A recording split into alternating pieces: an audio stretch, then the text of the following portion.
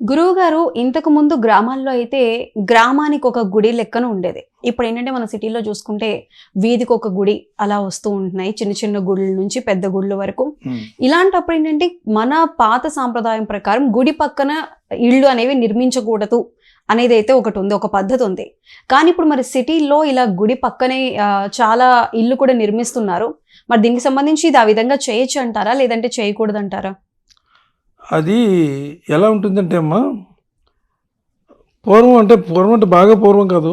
ఒక 50, 60 ఏళ్ళకు 70 ఏళ్ళ క్రితం ఏం జరిగేదంటే పల్లెటూరుల్లో ఆహ్, ఈ మన అదే ఆలయం, అదే గుడి అనేదాన్ని కొంచెం ఊరికి దూరంగా కట్టేవారు.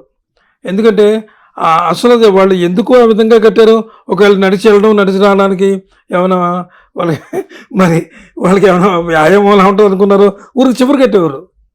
ఆ చివరి కట్టేటప్పుడు అందరూ చక్కగా వెళ్ళి ఆ ఆలయం దగ్గర కూర్చుని అవన్నీ పూజలు అవి చేసుకుని వచ్చేవారు.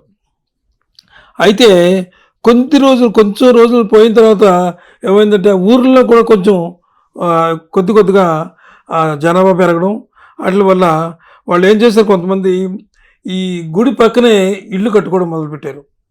గుడి పక్కనే అనేటప్పటికి మరి చాలామంది వాళ్ళకి చెప్తారు కదా, గుడి పక్కన ఎందుకు కట్టావు నువ్వు, ఆలయం ఆ శిఖరం ఏమో ఆ ధ్వజస్తంభం నీడ పడకూడదు, నీకు ఆ ఆలయం గోపురం పడకూడదు, ఆ నీడ పడితే మీరు దెబ్బ తినేస్తారు, పిల్లలు వాళ్ళు బాధపడిపోతారు అనే రకంగా చెప్పడం వల్ల చాలామంది భయపడిపోయేవారు అనమాట.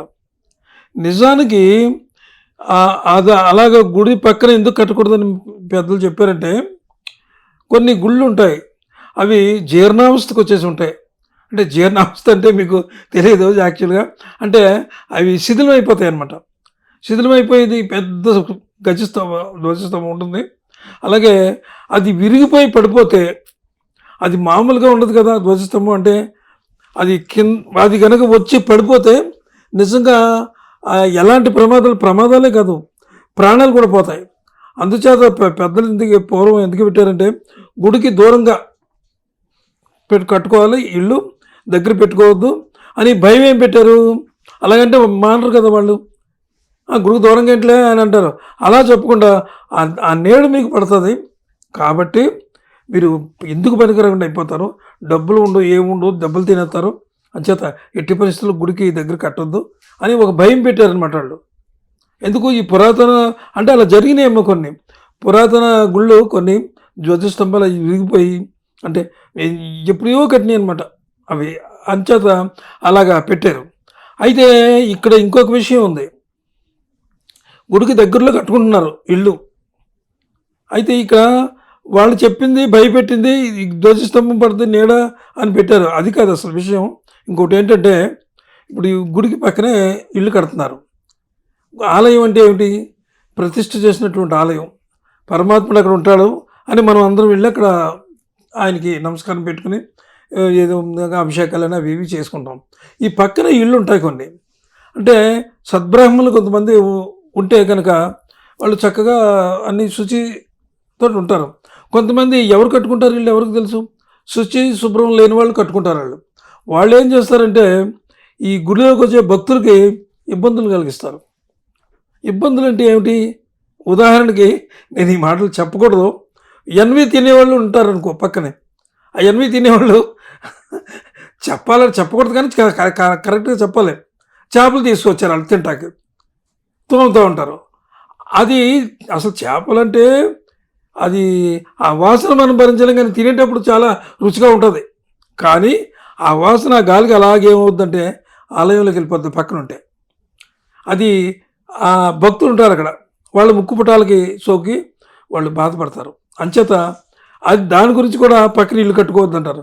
ఒక రకంగా ఉండరు అంటే ఇప్పుడు స్త్రీల సమస్యలు ఉంటాయి కొన్ని, అవి దగ్గరగా ఉండకూడదు. అది కూడా ఇంకొకటి విషయం ఏంటంటే, వాళ్ళు టాయిలెట్స్ అవి ఉంటాయి కదా, ఈ కుటుంబం అందరూ ఉంటాయి, కానీ అందరూ నీట్గా పెట్టుకోలేరు కదా, అందరూ నీట్గా పెట్టుకోలేరు. వాళ్ళ దగ్గర శుభ్రం లేకపోయేటప్పటికి ఆ స్మెల్ కూడా గుళ్ళోకే వస్తుంది. పరమాత్మకి అలా చేయొచ్చా మరి?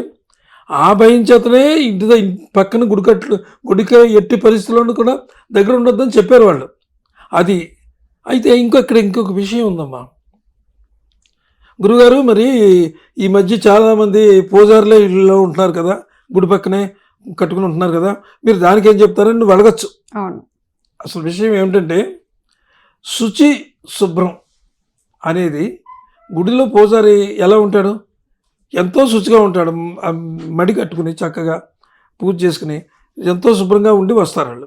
మరి అలాగే అందరూ ఉంటారా మరి ఇల్లు కట్టుకున్న వాళ్ళు? అంచేత వీళ్ళకి వర్తిస్తుంది కానీ మిగిలిన వాళ్ళకి వర్తించదమ్మా. అంచేత ఇట్టి పరిస్థితుల్లో కూడా కొంచెం ఈ పక్కన ఉన్న వాళ్ళు చాలా శుచిగా ఉంటే చాలా మంచిది. దేవుడు ఎప్పుడూ కూడా మనకి ఆయన ఆశీర్వచనాలు ఎప్పుడు ఉంటాయి. ఆయన్ని మనమే ఇబ్బంది పెడుతున్నాం కానీ ఆయన మనల్ని ఎప్పుడు ఇబ్బంది పెట్టడమ్మా.